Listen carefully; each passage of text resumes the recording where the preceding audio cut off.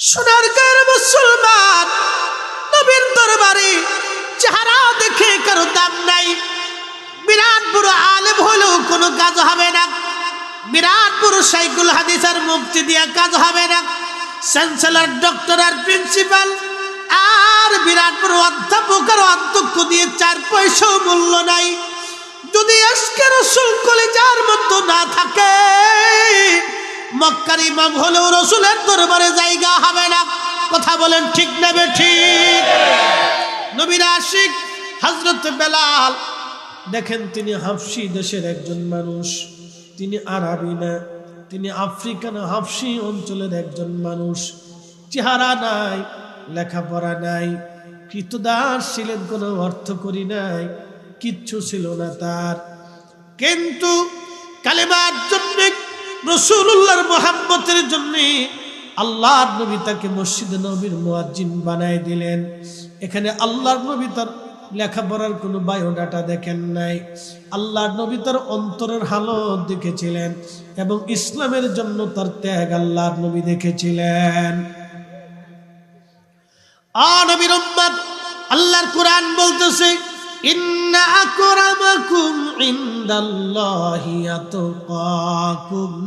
কে অধ্যক্ষ হবে আল্লাহর দরবারে দাম নাই, কার অন্তরে আল্লাহর ভয় আছে আল্লাহর দরবারে দাম আছে। রিকশাওয়ালাও হলো সে ওলি হয়ে যাবে, দিন মজুর হলে ওলি হয়ে যাবে, এবং সে সাধারণ ব্যক্তি হলে ওলি হয়ে যাবে যদি অন্তরে আল্লাহর ভয় থাকে। আর অন্তরে যদি আল্লাহর ভয় না থাকে, অনেক বড় শাইখুল হাদিস হলেও কাজ হবে না। কথা বলেন ঠিক না বেঠে? অন্তরে যদি তাকওয়া না থাকে, বিরাট বড় ইউনিভার্সিটির চ্যান্সেলর হলেও আল্লাহর দরবারে দাম নাই।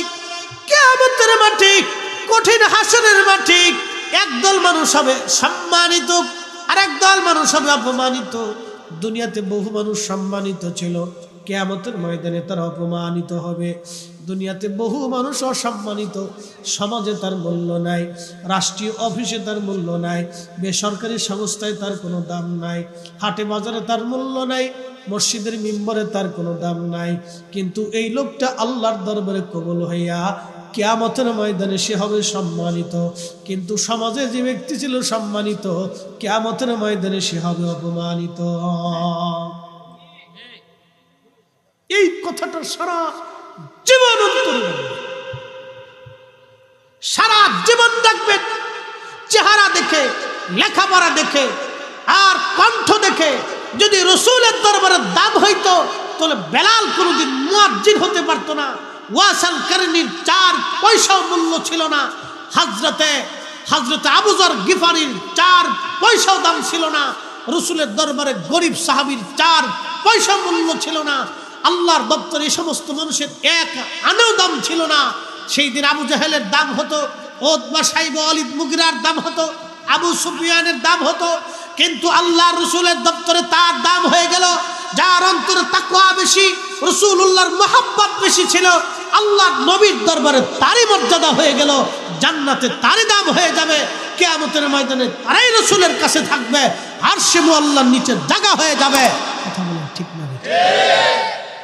হযরত বেলাল নবী পাকের মসজিদের মুয়াজ্জিন, কত বড় দামি মুয়াজ্জিন দেখেন। আল্লাহর নবীর মতো ইমাম পৃথিবীতে কোনোদিন আর হবে না, কোনোদিন আর ছিল না। সাহাবীদের মতো মুসল্লি দুনিয়াতে কখনো ছিল না, আর কখনো সাহাবীদের মতো মুসল্লি হবে না। দাঁড়াইয়া বেলাল আযান দিতেন। এই মহিলা সাহাবীর সাদ, এই সাদের উপরে দাঁড়াইয়া বেলাল আযান দিতেন। ওইখানে দাঁড়াইয়া বেলাল আযান শুরু করছে, আল্লাহু আকবার, আল্লাহু আকবার। সারা মদিনার রন্দে রন্দে ফজরের সময় আযান ছড়িয়ে গেল। নীরব মদিনা, আযান ছড়িয়ে গেছে সারা মদিনায় আযান। আহা, আযানের আওয়াজ শুনিয়া সাহাবীরা ঘর থেকে বের হয়ে দৌড় মারছে। নবীর মুয়াজ্জিন বেলালের আযান, নবীর মুয়াজ্জিন বেলালের আযান। এই আযানের এতই প্রয়োজন, সাহাবীরা স্থির থাকতে পারেন নাই। আল্লাহু আকবার, আল্লাহু আকবার। সারা মদিনার থেকে সাহাবীরা পাগল পারা হয়ে দৌড় মারছে নবীর মুয়াজ্জিন বেলালের আযান, বেলালের আযান। আশহাদু আল্লা ইলাহা ইল্লাল্লাহ।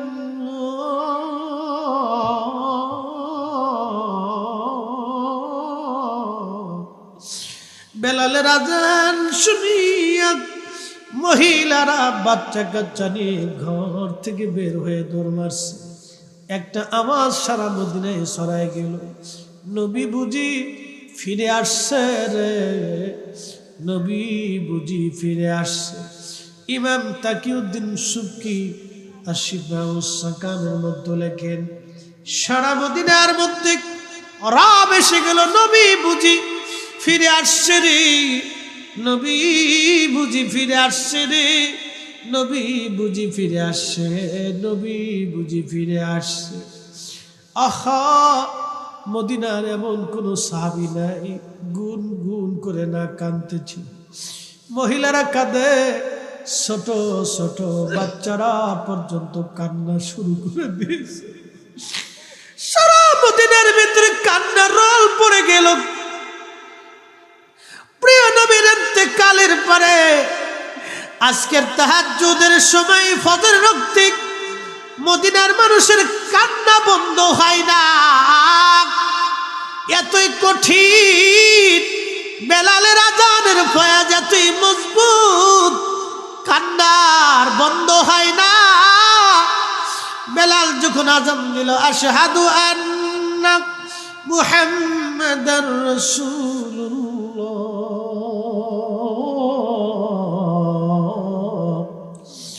আল্লাহু আকবার, আল্লাহু আকবার। পৃথিবীর মাটি আর স্থির থাকতে পারে নাই, মদিনার মাটি থর থর থর থর করে কেঁপে উঠেছে। আল্লাহু আকবার। পৃথিবীর কারো আযানে কোনদিন মাটি কাঁপে নাই, জমিন কাঁপে নাই। পৃথিবীতে কারো আযানে কিয়ামত পর্যন্ত কোনদিন জমিন কাঁপবে না। একমাত্র বেলালের আযানে সেদিন পৃথিবী থর থর থর থর করে কেঁপেছিল। রাসূল প্রেম জমিন পর্যন্ত স্থির থাকতে পারে নাই। নবী প্রেমের এতই কঠিন ফয়েজ, বেলালের আযানের এতই জটিল ভালোবাসা, ওই আযানে এতই ভালোবাসা। আশহাদু আন্না মুহাম্মাদার রাসূলুল্লাহ, জমিন পর্যন্ত থরথর করে কাঁপতে লাগল। জমিন কাঁদে রে, জমিন কাঁদে, মাটি কাঁদে। বেলালের মতো আশিক যদি আমরা হইতাম, এ দুনিয়ায় নবীর দেখা পাইতাম, এ দুনিয়ায় নবীর দেখা পাইতাম। নবীর আশিক, আশিক রাসূল বেলাল রাদিয়াল্লাহু আনহু অজ্ঞান হয়ে পড়ে গেলেন, বেহুশ হয়ে গেলেন, আর স্থির নিজেকে রাখতে পারেন নাই। আজও সেই মুসলিম আছে আগের মতোই, আবু বকর ওমর আলী নেই। আজানে রসম আছে আগের মতোই, আজানে রসম আছে আগের মতোই।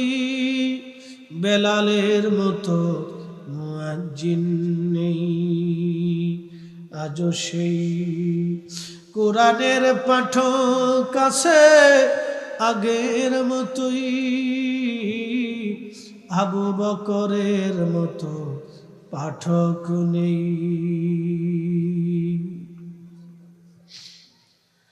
আজানের ফয়জুত এতই কঠিন।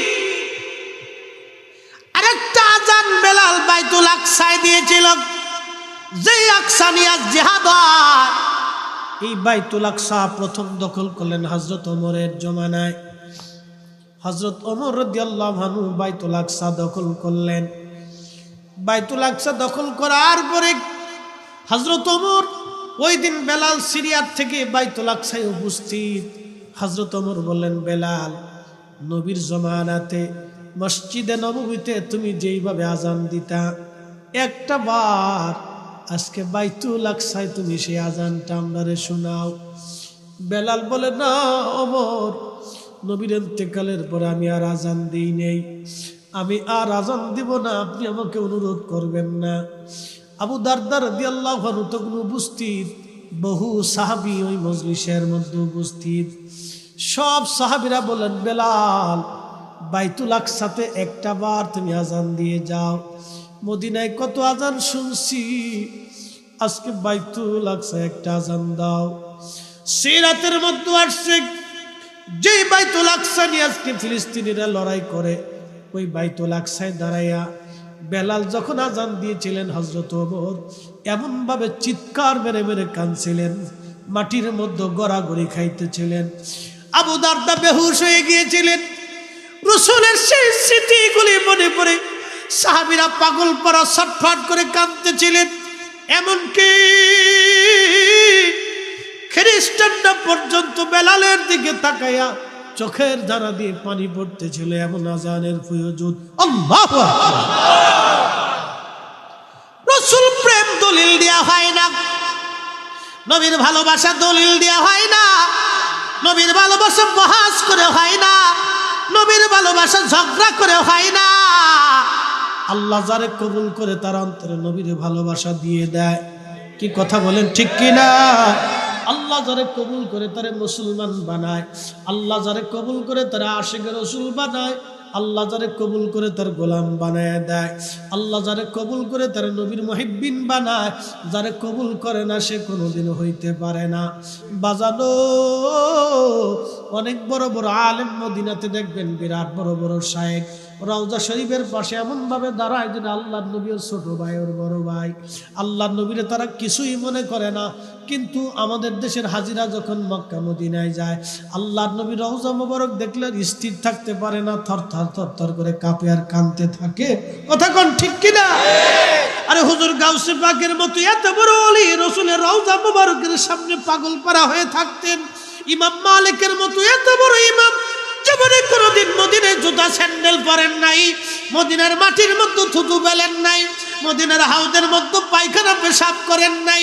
জিজ্ঞেস করলে বলা হলো, ইমাম মালিক দলিল কি? ইমাম মালিকের একটা দলিল, যেই মাটির মধ্যে রাসূল আমার ঘুমায়, ওই মাটির উপরে আমি কি করে জুতা পরবো, ওই মাটির উপরে কি করে থুতু ফেলবো, ওই মাটির ভিতরে কি করে পায়খানা পেশাব করবো, আমি ইমাম মালিকের পক্ষে কলিজায় সাহস নাই ওই মাটির মধ্যে আমি থুতু নিক্ষেপ করি।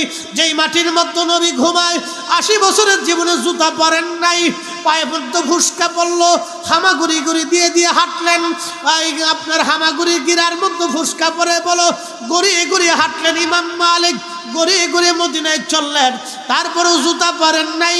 আল্লাহর নবীর প্রতি শ্রদ্ধা এবং তাজিম ও ভালোবাসার জন্য আল্লাহর নবী 100 বার ইমাম মালিকের সঙ্গে স্বপ্নে দেখা দিলেন। আরো জোরে বলেন আল্লাহু আকবার। ওরা বলে তোমরা কিয়ামে দাঁড়াও, দলিল কি? আমরা বলবো ইমাম মালিক দলিল দিছে মদিনার মাটির মধ্যে নবী ঘুমায়, এই জন্য জুতা পরি না। আমরা কিয়ামের এত দলিলের দরকার নাই। আমরা নবীকে সালাম দিল, 1000 কোটি টাকা দিলেও বসে থাকা সম্ভব না। আমার অন্তরে যদি রাসূলের তাজিম থাকে, অবশ্যই ওই উম্মত নবীর সম্মানে দাঁড়ায় যাবে। আর যেটা বিয়াদব ও দাঁড়াবে না, ও সারা জীবন বিয়াদবই থাকবে, ওর আদব কোনোদিন হবে না। কথা বলেন ঠিক কিনা? আদম সুফিউল্লাহ পৃষ্ঠদেশ থেকে যখন রুহগুলি আল্লাহ বের করলেন, আদম নবী রুহগুলি দেখতে লাগলেন। কেউ ধনী হবে, কেউ দরিদ্র হবে, কেউ কানা হবে, কেউ ল্যাংড়া হবে, কেউ আলেম হবে, কেউ জালেম হবে, কেউ ডাকাত হবে, কেউ চোর হবে, কেউ ওলি হবে, কেউ আবদাল হবে, কেউ কুতুব হবে, কেউ মুজাদ্দিদ হবে, কেউ জাহিল হবে, কেউ ইমাম হবে, কেউ মুসল্লি হবে, কেউ ডাক্তার হবে, কেউ নবী হবে। এইরকম বৈষম্য দেখলেন। আদম নবী ডাক দিলেন, রব এরা তো সব আমার সন্তান, বাবার সন্তানের প্রতি তো মায়া আছে, আল্লাহ তুমি আমার সন্তানদের মধ্যে কোনো বৈষম্য দিও না, সব তুমি সমান করে দাও। কেউ ধনী থাকবে না, কেউ গরিব থাকবে না, সব এক লেভেল বানাই দাও। কেউ কানা থাকবে না, সব এক চোখা বানাই দাও। কেউ বর্ণ ভিন্ন হবে না, ভাষা ভিন্ন হবে না, এক বানায় দাও। চেহারা ভিন্ন হবে না, একরকম সৌন্দর্য দিয়ে দাও। আল্লাহ কাউরে বুবা বানায়ও না, সব জবানওয়ালা বানায় দাও। আল্লাহ কাউরে ফকির বানায়ও না, সব একরকম বানায় দাও। রাজা বাদশা বানায়ও না, একরকম বানায় দাও। আল্লাহ ডাক দিয়ে বলল, আদম তোমার সন্তানদের মধ্যে আমি আল্লাহ কোনো লেভেল হবে না, আমি এইভাবে বৈষম্য করে সৃষ্টি করেছি তোমার সন্তানদেরকে পরীক্ষা করার জন্য। আল্লাহ ডাক দিয়ে বলতেছে, আদম তোমার সন্তানদেরকে আমি পরীক্ষা করার জন্য পৃথিবীর মধ্যে পাঠিয়েছি, বৈষম্য করেছি, কাউকে ধনী বানিয়েছি পরীক্ষা করার জন্য, দেখি এই ধনীরা দান করে কিনা, গরিবরে দেয় কিনা। কিন্তু আমার দেশের বহু ধনী আছে, মাহে রমজান আসলে দান করে, তাও কাপড়ের বলে জাকাতের মার্কেট আলাদা, জাকাতের লুঙ্গি আলাদা, জাকাতের গামছা আলাদা, জাকাতের গেঞ্জি আলাদা, জাকাতের ওই সেলোয়ার কামিজ আলাদা, জাকাতের কাপড় আলাদা। বেটা জাকাতের লুঙ্গি দিছে, 1 মাস পরার পরে বেটা পেশাব করতে বইছে, নিজ দিয়ে ফাইরিয়া সিরিয়া চলে গেছে। এত জাকাত কিয়ামতের ময়দানে এইরকম জাকাতওয়ালাদেরকে আল্লাহ ডাক দিয়ে বলবো, আল্লাহর বান্দা, আমার বান্দা কি জন্য তুমি দুনিয়াতে জাকাত দিলা? বান্দা বলবে, রব আমি তো তোমারে খুশি করার জন্য জাকাত দিয়েছিলাম। আল্লাহ বলবেন, না বান্দা, তুমি আমার খুশির জন্য জাকাত দাও নাই। মানুষ যাতে তোমাকে দানবীর বলে, সমাজ সেবক বলে, তোমাকে এই জন্য মানুষ যাতে দানবীর বলে, সমাজ সেবক বলে, এই জন্য তুমি দুনিয়াতে দান করছিলে। বান্দারে, দুনিয়ার মধ্যে মানুষ তোমাকে দানবীর বলছে, তোমাকে সমাজ সেবক বলে দিছে, অতএব আমি আল্লাহর দরজায় আর কিচ্ছুই তুমি পাইবা না। তখন আল্লাহ তার গলার মধ্যে ওই যে জাহান্নামের শিকল পড়াইয়া তাকে উপর করে টানতে টানতে জাহান্নামে নিয়ে চলে যাবে। আল্লাহ নবী বললেন, কিয়ামতের মাঠে এই লোকটা দুনিয়াতে দান করলো, কিন্তু দানের বিনিময়ে কিছুই পাইল না, শুধুমাত্র নিয়ত বিশুদ্ধ না হওয়ার কারণে। ওই লোকটা যদি দুনিয়াতে আল্লাহকে সন্তুষ্ট করার জন্য দান করত, তাহলে আজকে হাসরের ময়দানে তাকে পস্তাইতে হইতো না। দুনিয়াতে সম্পদ হইলেও পরীক্ষা,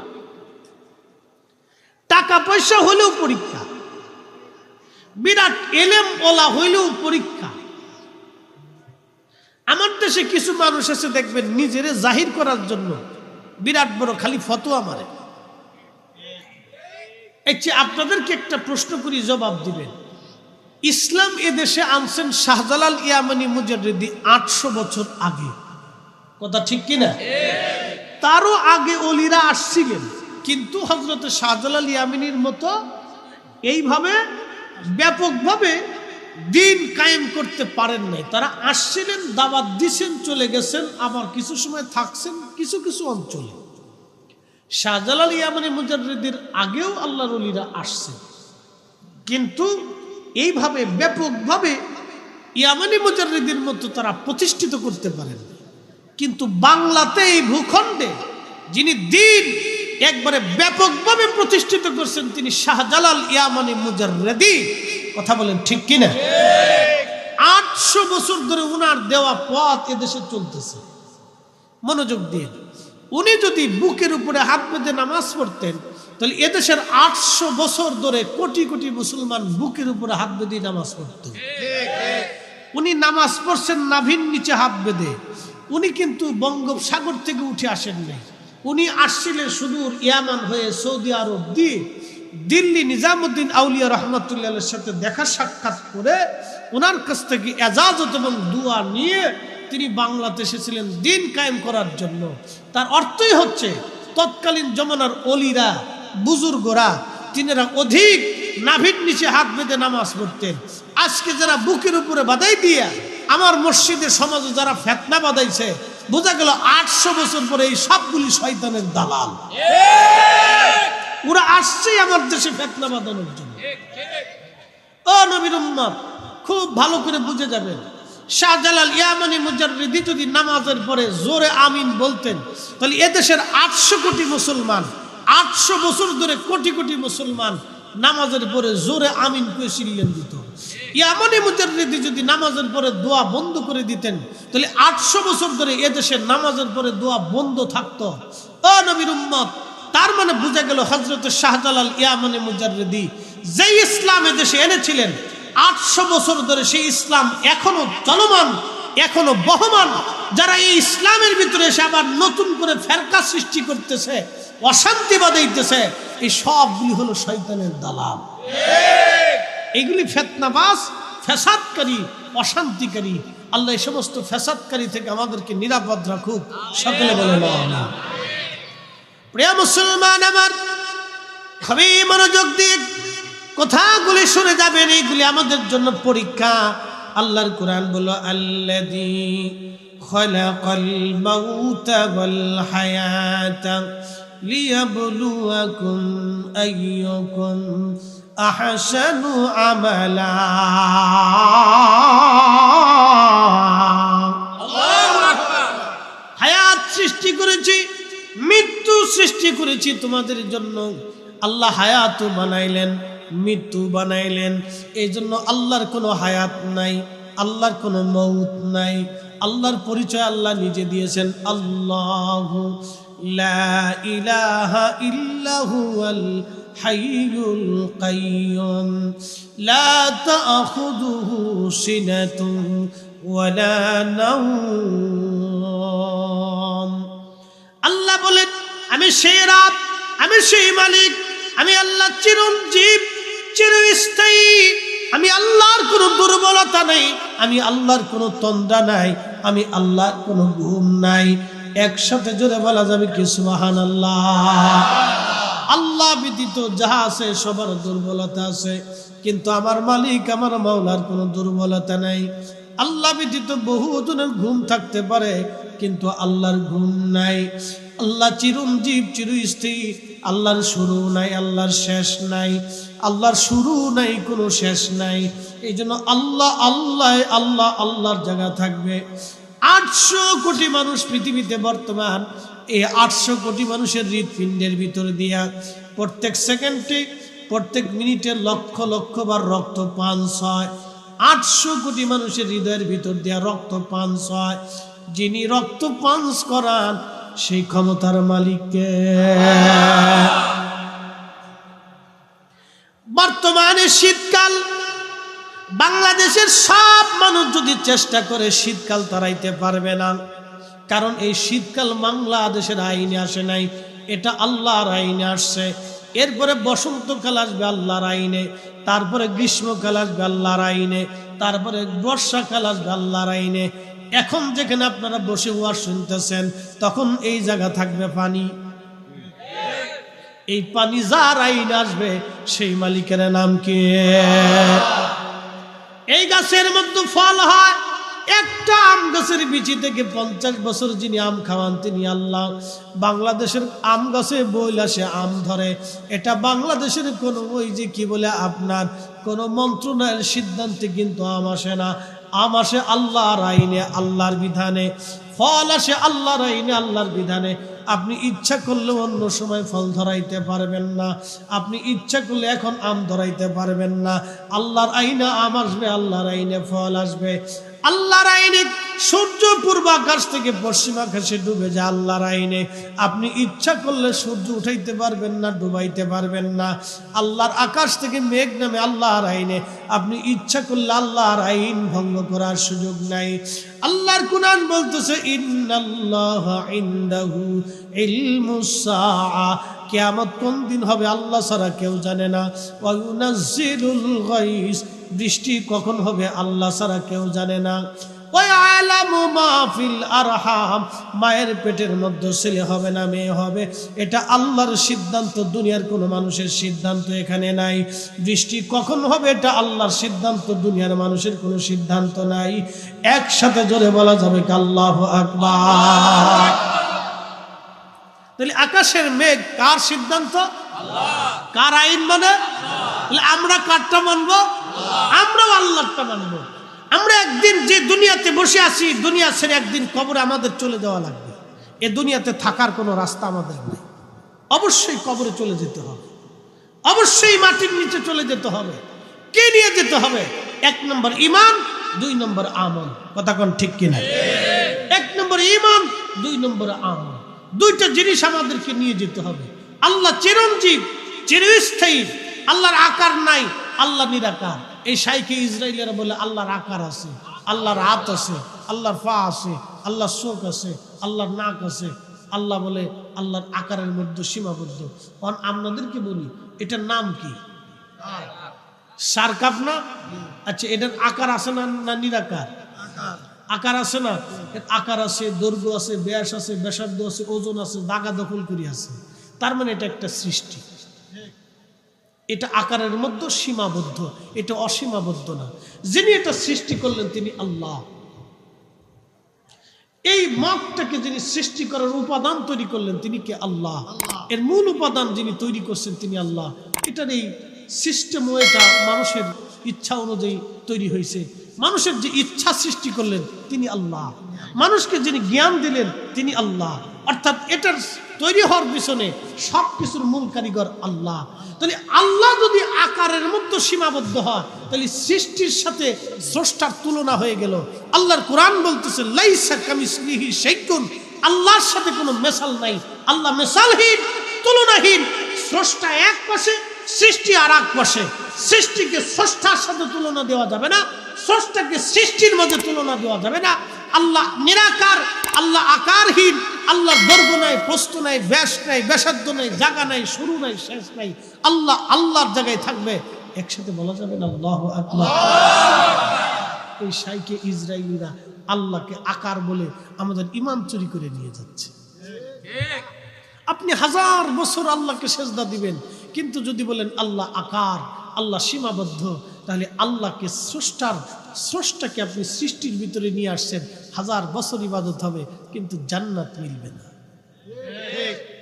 প্রিয় উপস্থিতি, আমার সোনার গাঁওবাসী, ভালো কাজ করার জন্য দুনিয়ার মধ্যে আল্লাহ আপনাকে আমাকে পাঠিয়েছেন। উত্তম কাজ করার জন্য আমাদের কাজ হলো নিজেরা ভালো কাজ করা, অন্যদেরকে ভালো কাজের প্রতি উৎসাহিত করা।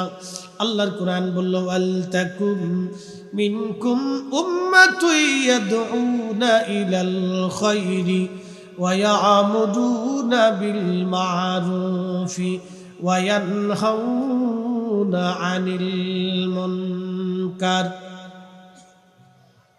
কোরআন বলতেছে, হে আমার বান্দারা, तमाम পৃথিবীর মধ্যে আল্লাহর পক্ষ থেকে এমন একটা জমাত থাকবে, একটা দল থাকবে যারা মানুষদেরকে আল্লাহর দিকে ভালো কাজের জন্য ডাকতে থাকবে।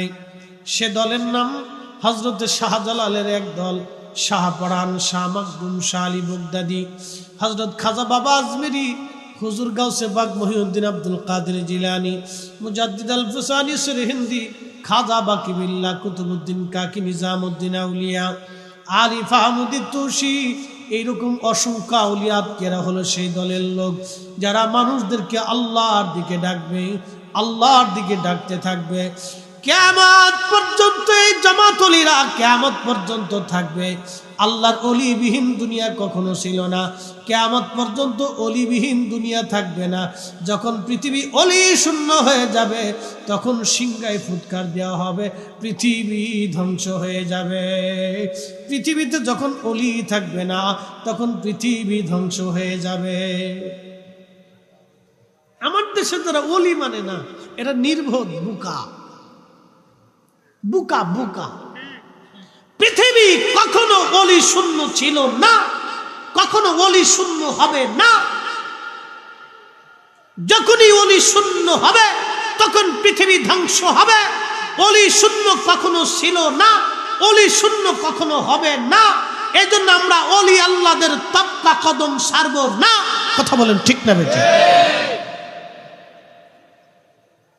সোনার গার মুসলমান, পৃথিবীটা আমাদের জন্য একটা কঠিন জটিল পরীক্ষার জায়গা। এখানে আমরা পরীক্ষা দেওয়ার জন্য আসছি। আমাদের জীবনের সর্বমুহূর্তটা আমাদের জন্য পরীক্ষায় পাশ করতে হবে। প্রশ্ন রাখতে পারেন ফরিদি সাহেব, কি আমরা করতে পারি? আল্লাহর কোরআন বলতেছে, ইয়া আইয়ুহাল্লাযীনা আমানু লা তুলহিকুম আমওয়ালুকুম ওয়ালা আওলাদুকুম আন যিকরিল্লাহ।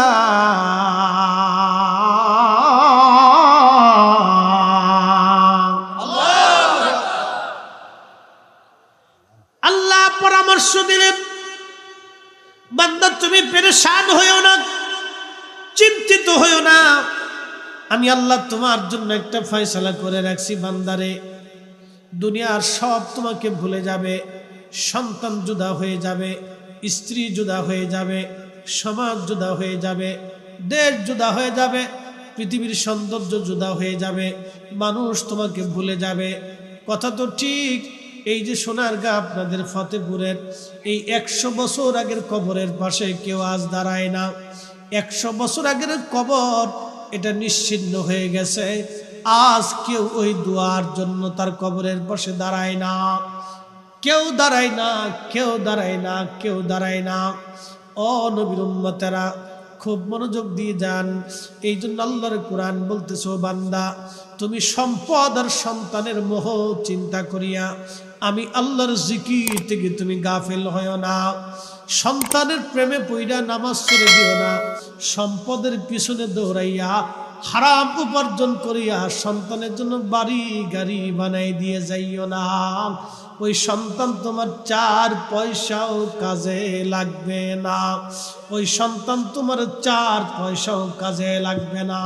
ওই নাতিপুতি তোমার কবরের পাশে দাঁড়াবে না। আপনাকে যদি জিজ্ঞেস করি, আব্দুল করিম আপনার দাদার বাপের নাম কি? আপনি বলবেন ফরিদি হুজুর, দাদার বাপ দিয়ে আপনি কি করবেন? আর আমি বা ওটা দিয়ে কি করব? সে তো বহু বছর আগে মরে গেছে, তারে আমার আর দরকার নাই। যদি বলি আপনার দাদা, বলে হ্যাঁ দাদা তো আমার আম্মার বাবার বাবা। দাদার কথা বলতে পারেন, দাদার নাম আব্দুর রহিম, বাবার নাম আব্দুল হাকিম।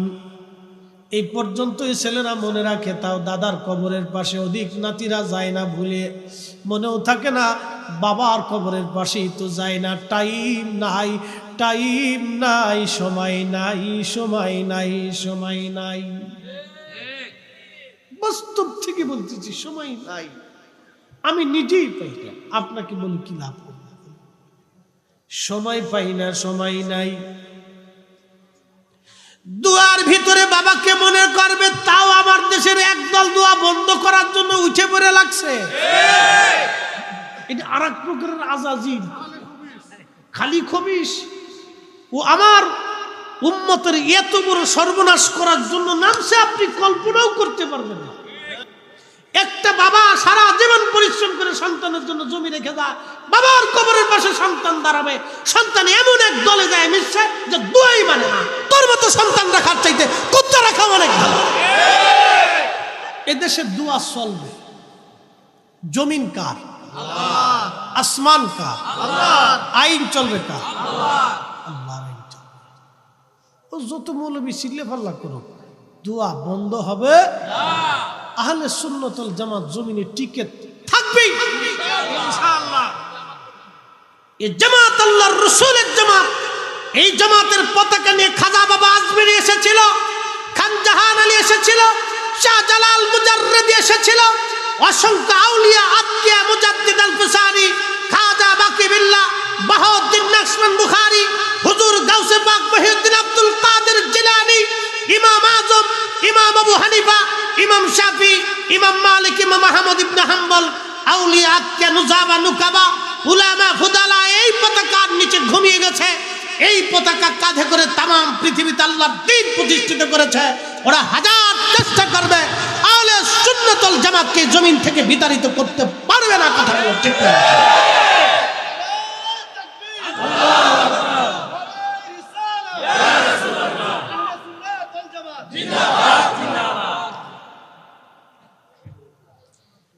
অনেকে স্লোগান দেয় নারী তাকবীর আল্লাহু আকবার, লিল্লাহি তাকবীর আল্লাহু আকবার, কিন্তু নারী রিসালাত পায় না।